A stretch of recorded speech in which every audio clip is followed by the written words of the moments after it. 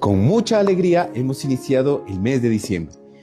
Hoy, 1 de diciembre, te invito, vamos a hacer rápido nuestra decoración de casa, el pesebre, la corona de Adviento, porque este año es un año de la esperanza. Hoy, preciosamente, el Evangelio según San Mateo nos recuerda esa frase: Señor, no soy digno de que entres en mi casa, pero una palabra tuya bastará para sanarme. Es la confesión de fe de un hombre que pide la ayuda de Jesús. Qué lindo que nosotros podamos también decirle hoy: Señor, basta que lo digas de palabra y todo se hará.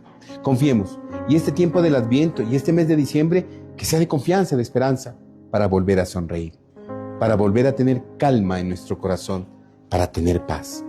Porque, Señor, no soy digno de que entres en mi casa, pero una palabra tuya bastará para sanarme. Que Dios te bendiga.